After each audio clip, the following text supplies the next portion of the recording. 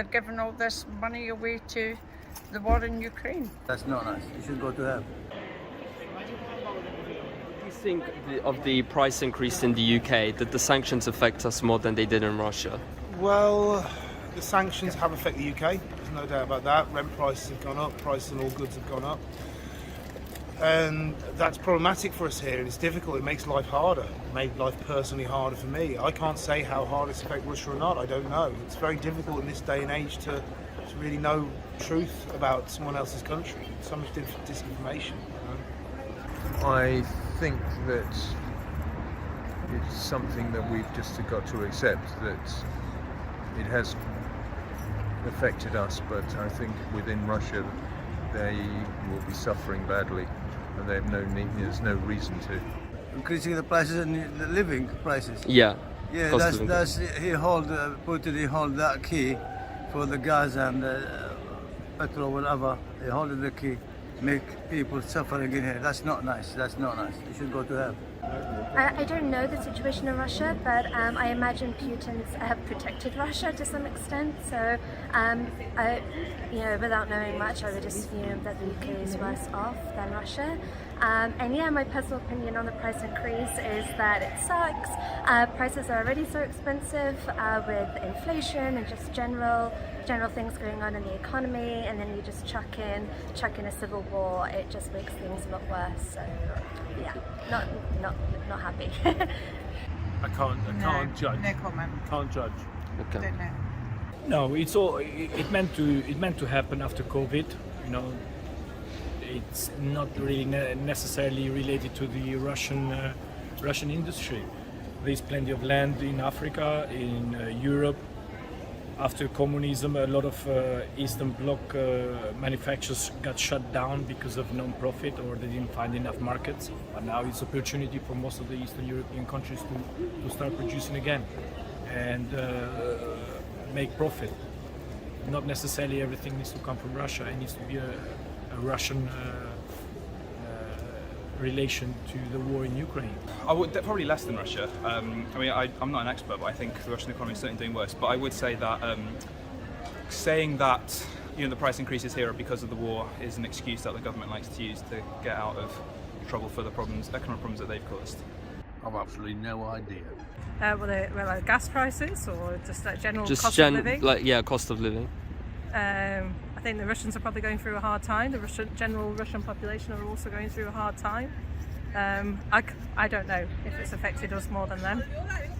We're living in London, which has got some of the most affluent people in the world, and they don't seem to be suffering from this. It's always the poorest of society who end up suffering the most during this cost of living, any kind of crisis financially, and the rich don't get any poorer.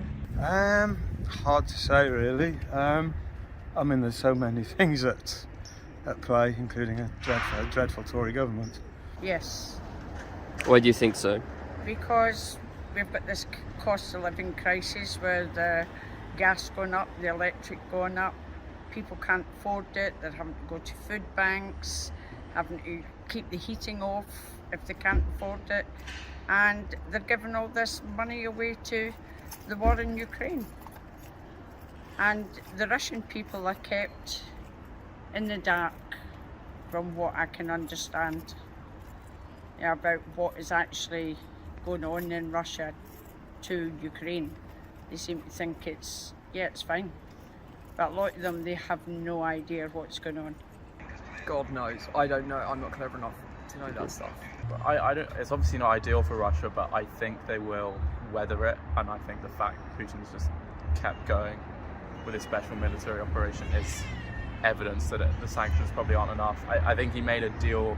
He actually had a meeting with India's Prime Minister really recently, and China, taking a neutral stance. So I think he'll still be able to trade with them, and they're obviously two massive countries. So I think economically they will probably weather it, and I'm not sure he really cares. That's the problem with any country that's just sort of oil funded, is you can basically just boost an economy without actually producing any productivity for the people, actually increasing worker productivity. So I think it is hitting them hard, but probably not doing what it needs to. I don't really know. honest. Petrol was bad for a while, but I feel like it's mellowed now. Yeah, I don't know enough about that, to be honest. No comment. I think in the long term it's going to be quite bad for just like the Russian people, not so much. I mean, Russia will probably still increase their like hard powers or their military, because they have probably one of the biggest like hard power systems in the world, with all their just like military personnel and their and their tanks and everything. But I think for the Russian people it's definitely going to get a lot worse, because with a dictator like that, he's definitely shown he doesn't care about the people. All he cares about is just increasing his military power and his domination across Europe. Yeah. Definitely. If anything, I feel like it's gaining. It's like Russia's gaining from this. If anything, we're losing. Life's only getting harder for everyone, and cost of living, that's going to be a problem forever now. They've only just introduced it now, but it's been an issue. So, More than Russia? Oh. No, I don't think so. I don't think they've affected us more than Russia. But have you felt impacted by the sanctions? Oh, yeah. By the price increase, I mean? Yeah, but I wouldn't know if that's specifically to do with just Russia or this started us coming with out. COVID. We're coming out of the pandemic as well, with sort of the increase in just life. I think it's a worldwide thing. We just sort of need to look at everything and sort of readjust and rethink things. And yes, of course it has affected us, but we need to rethink. We can't just rely on certain countries. And and the worst thing is now he doesn't really have like an escape pad. Like he's basically a war criminal now. So no, it's not like he can really go back on this and actually get elected democratically or anything. Like he's gonna just have to keep doing what he's doing. And yeah, what you were saying, like one of the saddest things I think is now all countries are probably going to have to expand their militaries a bit, and personally I'm against like big military spending, so I think it's sad that now just like the military budget's probably going to go up. And also I think it's like a very divisive issue in Russia, like because I have Russian friends and I remember they saying like their grandmas, they're like babushkas, saying like they're still a bit massive fan of Putin and I think it's like a generational gap, right? Like where the older people are very set in their ways and the young people are just so frustrated. I think it's a bit of too much, Too much in terms of what? Money-wise, and you're paying twice for something like 50p for like pasta. Now it's 100p, 100 pence, I wouldn't be able to judge on that, but I certainly think the rise in the cost of living has helped us understand how we've got to get away from reliance on oil, and I think the greater rise in the cost of living has been our leaving the European Union.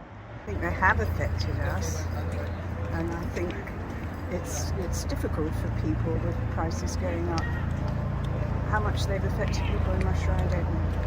As in the increase in like oil and stuff like that. The cost of living crisis, effectively.